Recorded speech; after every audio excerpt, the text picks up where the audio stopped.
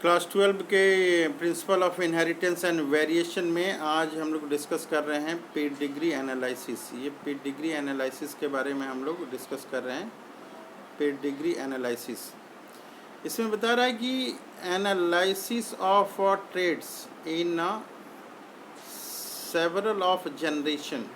कह रहा है कि जो एनालिसिस हम लोग कर रहे हैं पेडिग्री एनालिसिस में, ये पेडिग्री एनालिसिस में क्या कर रहे हैं हम लोग, जैसे कि एनालिसिस ऑफ ट्रेड्स कर रहे हैं हम लोग, जो कैरेक्टर्स हैं उसके बारे में देख रहे हैं। एक जनरेशन में देख रहे हैं, दूसरे जनरेशन में क्या हुआ, तीसरे जनरेशन में क्या हुआ, चौथे में क्या हुआ, पांचवें जनरेशन में क्या हुआ, किस तरह के कैरेक्टर्स आ रहे हैं।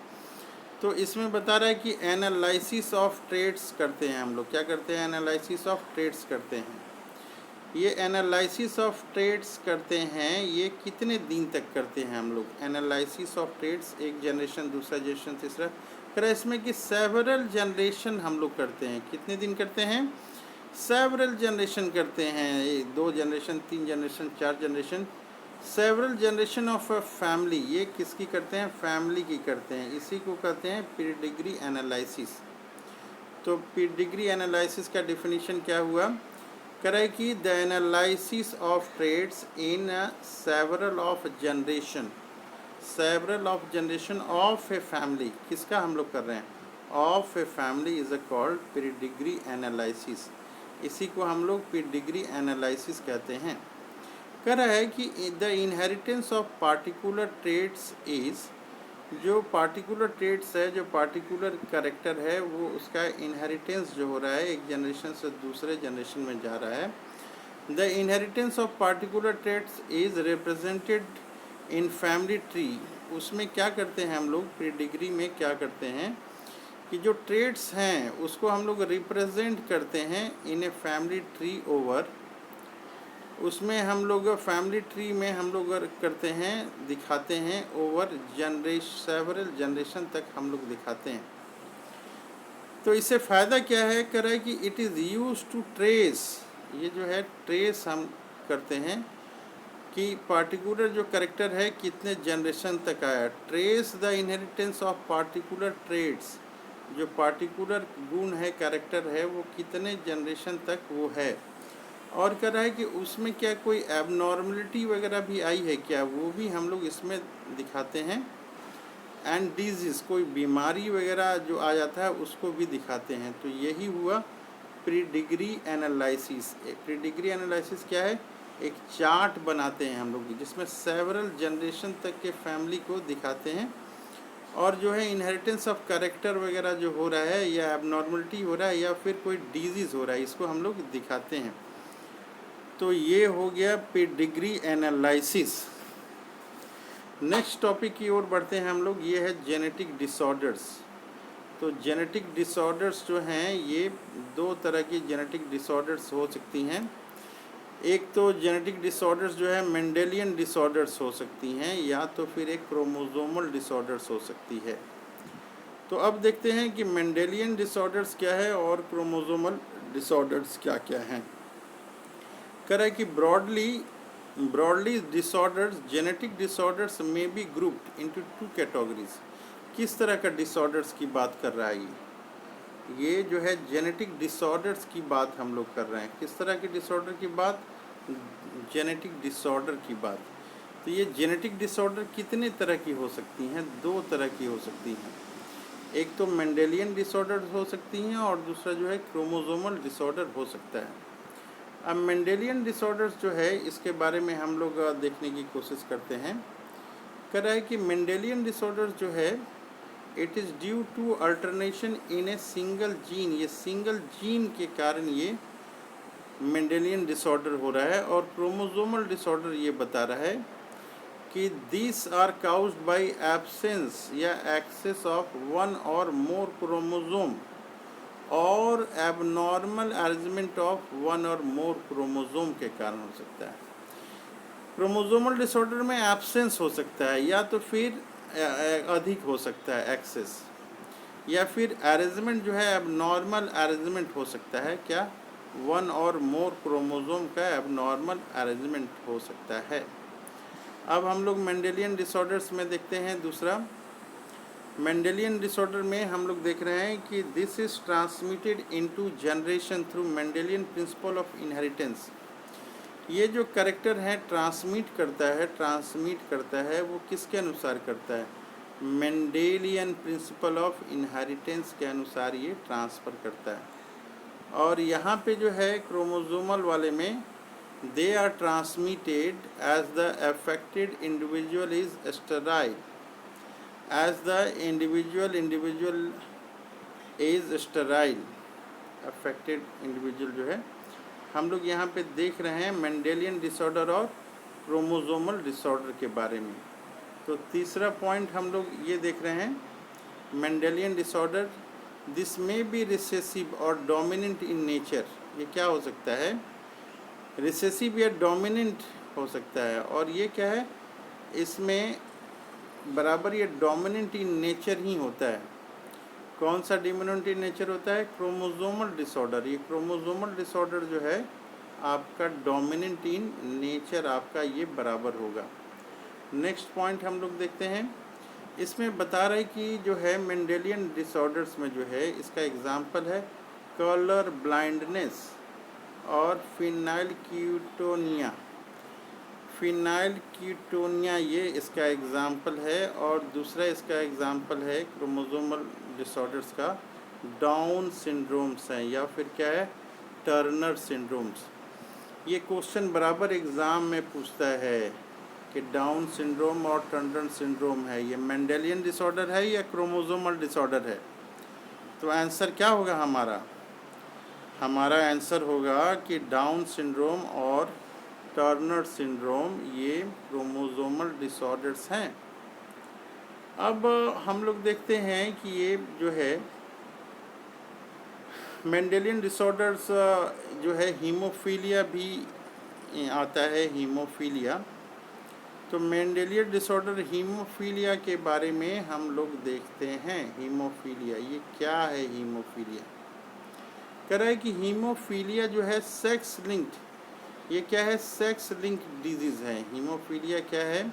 ये सेक्स लिंक्ड डिजीज़ है।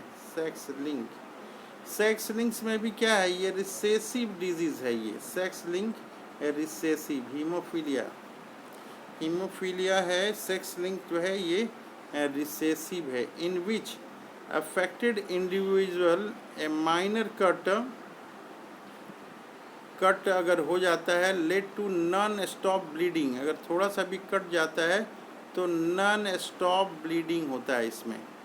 तो हीमोफीलिया में हम लोग लिखेंगे कि ये सेक्स लिंक्ड है, ये रिसेसिव डिजीज़ है, ब्लड से रिलेटेड डिसऑर्डर्स है, माइनर कट में नॉन स्टॉप ब्लीडिंग इसमें होता है। कह रहा है कि करियर जो है इस डिजीज़ का कौन है? हेट्रोजाइगस फीमेल है। करियर पूछेगा तो कौन है? तो हेट्रोजाइगस फीमेल है। ये can transmit the disease to their, ये कैन ट्रांसमिट द डिजीज़, ये फीमेल ट्रांसमिट करेगी। किसको करेगी? टू देयर सन, अपने लड़कों को ये ट्रांसमिट करेगी। टू देयर सन, फीमेल के थ्रू ये मेल को ट्रांसफ़र होगा अपने लड़कों को। कह रहा है कि the possibility of female becoming a haemophilic is extremely rare. Female जो है वो हीमोफिलिक हो जाए इसकी पॉसिबिलिटी क्या है? एक्सट्रीमली रेयर है। क्यों? बिकॉज मदर ऑफ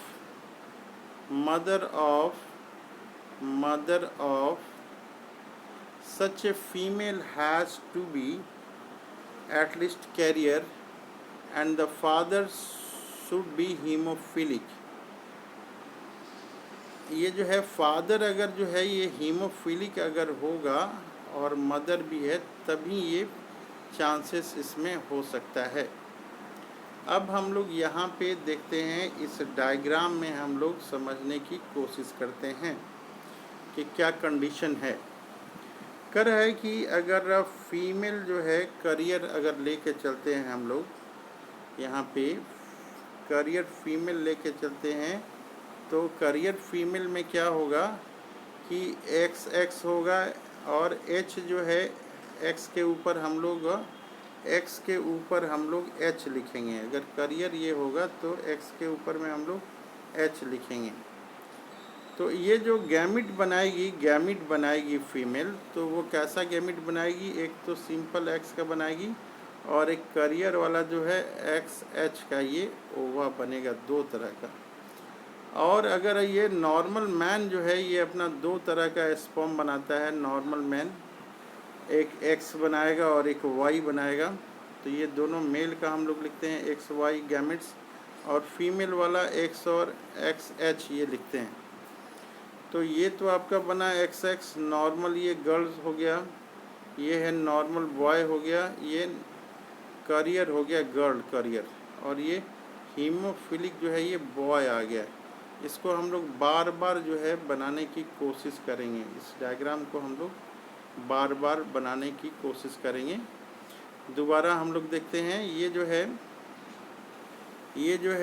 जीन जो है ये करियर वाला जीन है। ये करियर, ये फीमेल जो है एक्स टाइप का ये गैमिट बनाया और एक्स एच बनाया। ये एक्स एच जिसके ऊपर है यानी कि वो करियर है। तो ये मेल का हम लोग एक्स और वाई ये लिए हैं, एक्स एंड वाई। ये फीमेल का है एक्स और एक्स एच। यहाँ पे नॉर्मल गर्ल बना एक्स एक्स वाई, ये नॉर्मल बॉय बना, और एक्स एक्स एच है ये करियर गर्ल हो गया, और यहाँ पे एक्स एच और वाई है यानी कि ये हीमोफिलिक बॉय हो गया। इस केस में हम लोग देख रहे हैं कि अगर करियर फीमेल है और नॉर्मल बॉय है तो प्रोडक्शन क्या हो रहा है? यहाँ पे एक नॉर्मल गर्ल है, एक करियर गर्ल है, एक नॉर्मल बॉय है और एक हीमोफिलिक बॉय है। तो ये कंडीशन हमें आ रहा है। फिगर में ये लिखा हुआ है 5.50 में, inheritance of haemophilia by 50% of male children when the mother is career and father is normal. इस तरह के बहुत सारे क्वेश्चंस दिए जा सकते हैं कि अगर क्रॉस जो है करियर फीमेल है और फादर जो है हीमोफिलिक है तो उसका रिज़ल्ट क्या होगा। तो इस तरह के क्वेश्चंस अगर आते रहते हैं एग्जामिनेशन में, हम लोग को सॉल्व करना होता है। जनरली 3 नंबर का ये क्वेश्चन आता है।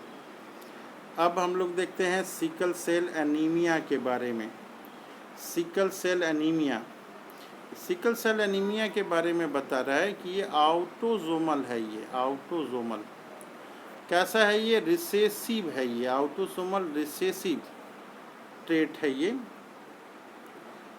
हम लोग को ये लिखना पड़ेगा, ऑटोसोमल लिंक्ड रिसेसिव ट्रेट इन विच म्यूटेंट हीमोग्लोबिन, ये जो हीमोग्लोबिन है इसमें म्यूटेंट हो जाता है।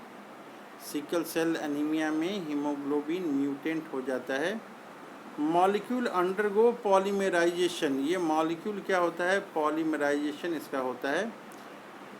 कब होता है पॉलीमराइजेशन? करा कि अंडर लो ऑक्सीजन टेंशन, और ऑक्सीजन की कमी है तब ये होता है। और करा काउजिंग चेंज इन शेप, ये क्या हो रहा है?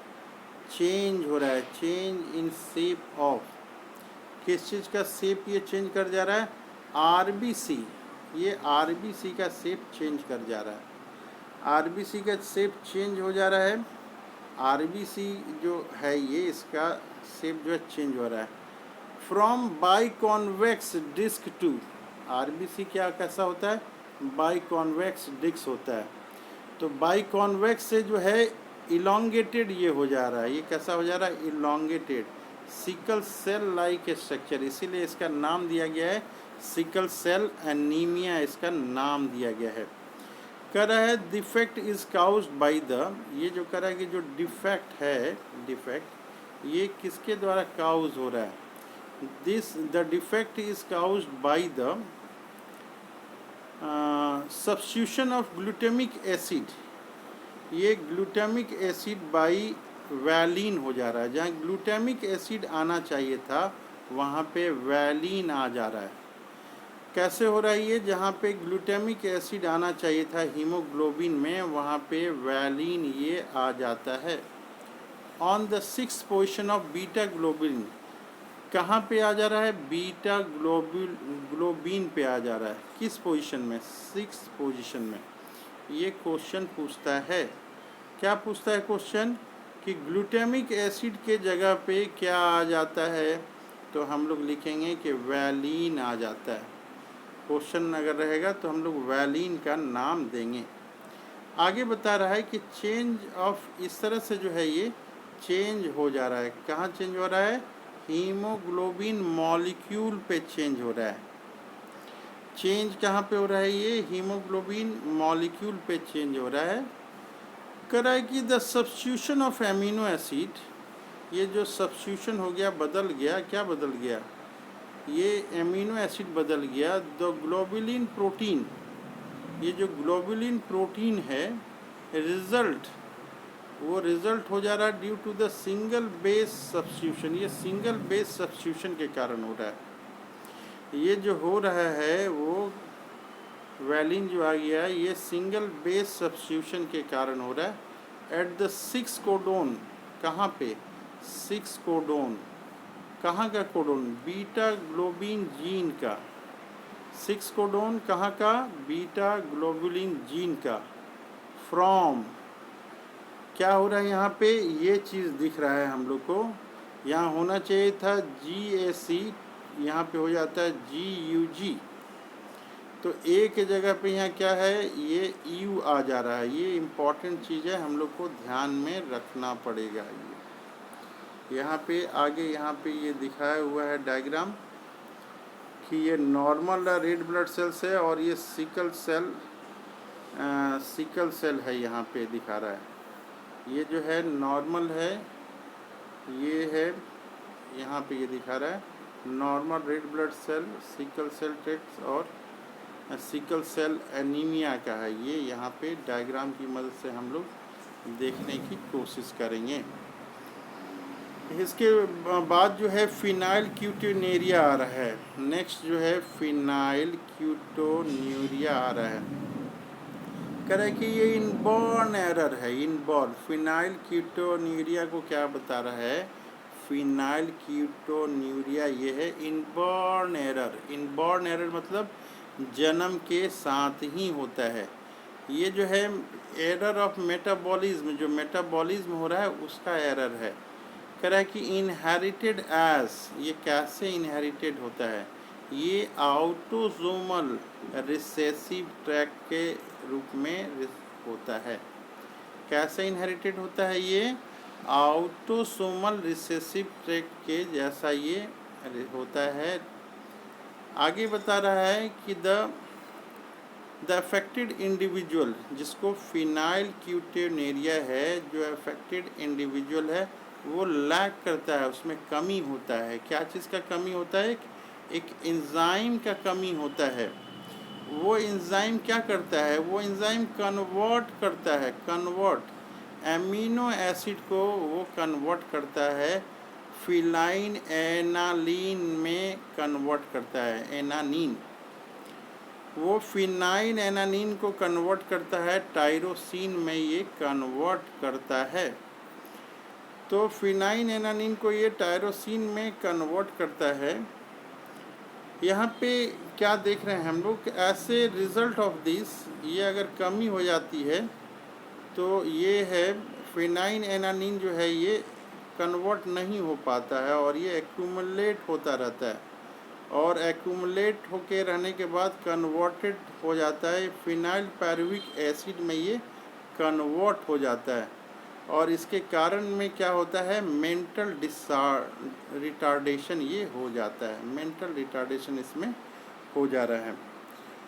क्रोमोसोमल डिसऑर्डर को नेक्स्ट वीडियो में हम लोग कवर करने की कोशिश करेंगे।